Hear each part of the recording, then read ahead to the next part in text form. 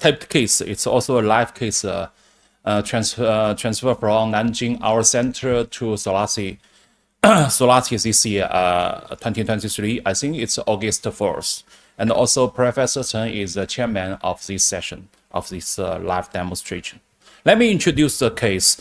This was an 84-year gentleman presented with heart failure, dyspnea for 2 years and worsened for 2 months. After admitted, the BNP show elevated 481, and the ECG show is atrial fibrillation.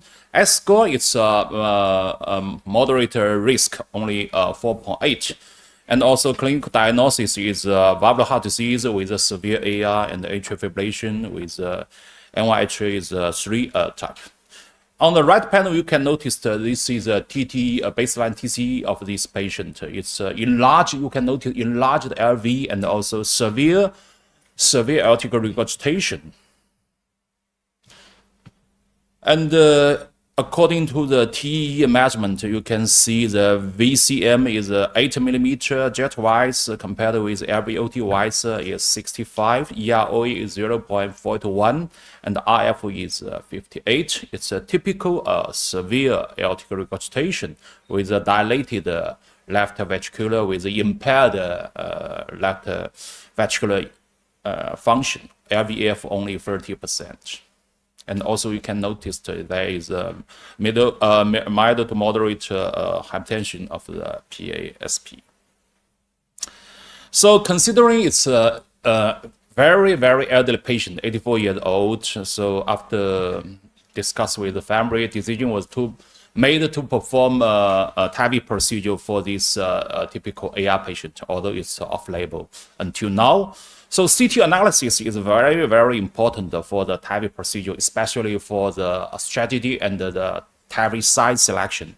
So you can see from the CT, the angle of the LVOT to the ascending aorta is quite large, 62 degree, and there is no any calcification. And also you can see, luckily, this patient's ascending aorta diameter only not so enlarged. It's only 36. This is a very friendly anatomic parameter for TAVR for this kind of aortic regurgitation patient. And then you can see for the aneurysm analysis, the diameter is 28. It's quite large. Its parameter is 88. And the LVOT 4 millimeter below the aneurysm, it's enlarged 31 millimeter. And also LVOT 6 millimeter below the aneurysm, it's enlarged to 33. So according to the CT analysis, we can know for the aneurysm, it's acceptable, and also with not enlarged ascending aorta and STJ may be suitable for TAVR procedure. You can see in terms of coronary height, it's quite high. Left coronary height is 40 millimeter, right coronary height is 70. And also the Valsalva size is 36, it's large enough. And the STG height is 23, and STG diameter is 32. So considering the not enlargement aortic descending and also normal size STG and also the aneurysm diameter is 27 to 28. So after considering all these parameters, decision was to select the 30 millimeter VTAFLO second generation retrieval device for this particular case, with a general anesthesia, with a TE guidance, just as Dr. Junjie mentioned, and also Professor Xu asked the questions. According to our experience, according to the season AR trial criteria, TE guidance is strongly recommended during the procedure to guide the TAVR procedure implantation for pure AR.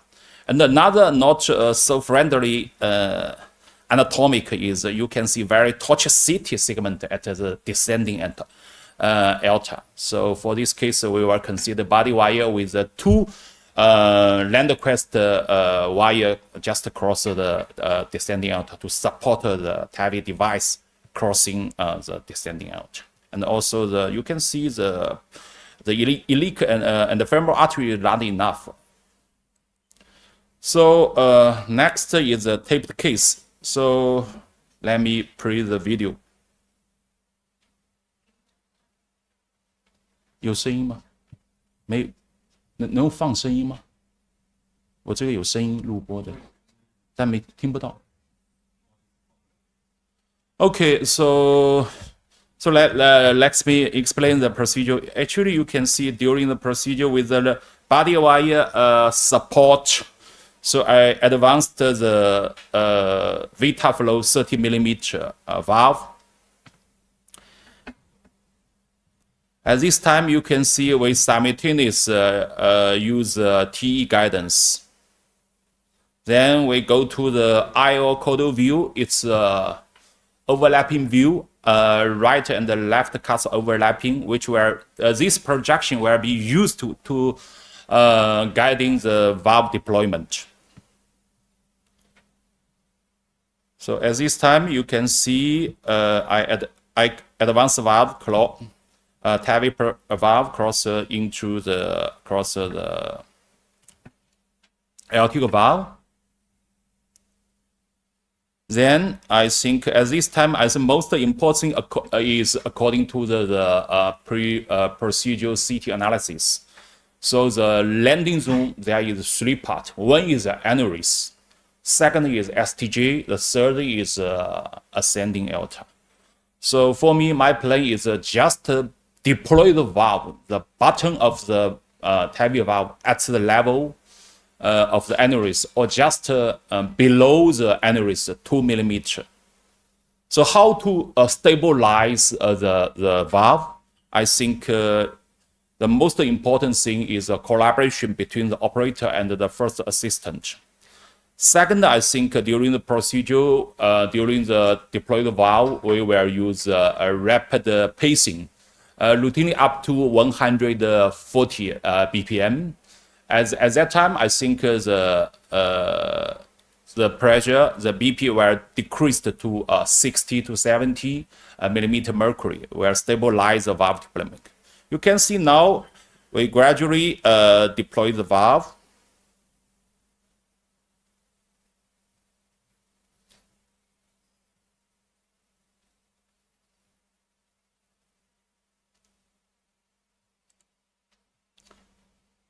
Now you can see we start rapid pacing. We can start to deploy the valve.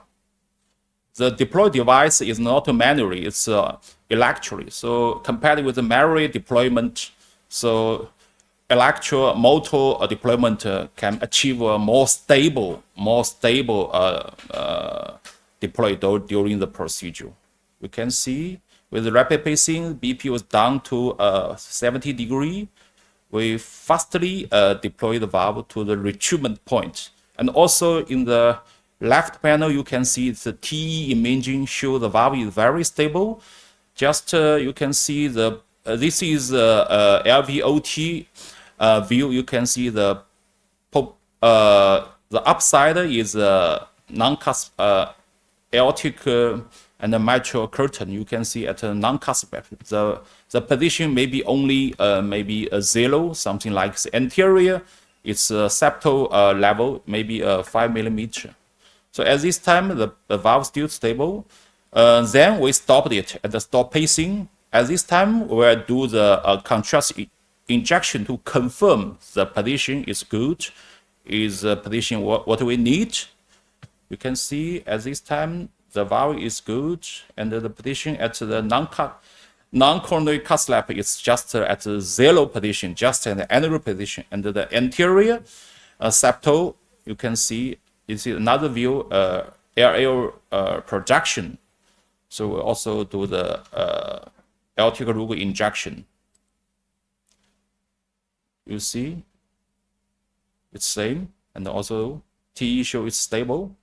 So we double check with the 2 projection and also combined with the TE guidance decision. I think it's a good position and the valve is stable. So we decided to deploy the valve at this position. Still, I think we need a rapid pacing during the last part of the valve deployment.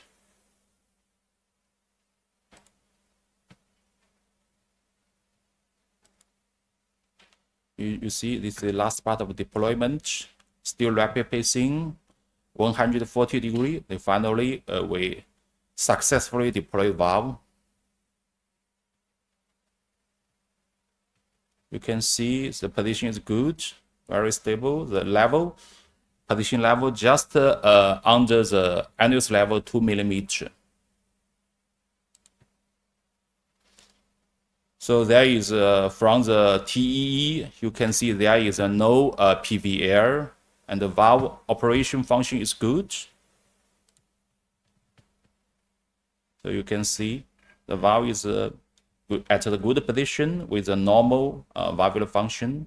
So after deployed, we exchange with the Landquest wire with a pigtail. Then we will routinely wait 15 minutes. So sometimes in extraordinary case, there is a possibility of valve immigration. But for this case, according to the CT analysis before the procedure, I think the valve stage position is quite stable. There will be there is no possibility for the valve diving or pumping out. So this is the final result of the aortic rotor angiogram. Show the valve position is good and the valve function is good, as there is no any gradient between the ascending aorta and the LV. So this is the final result. So during the time is limited, you can see this is TT for the valve functional test. The mean gradient only 2 millimeter mercury. So this is the final result. And also during the procedure, there is a backup method for possibility the valve diving into the LV. There is another option. You can see I put a two snare from the left and the right radial approach. In case the valve diving into the LV, so I can use the two snare to catch the tip of the valve and gently pull out the valve from the LVOT pullback ritual. Actually, I use this method to solve two cases if the valve diving into the LV. So this is my live case. Thanks for your attention.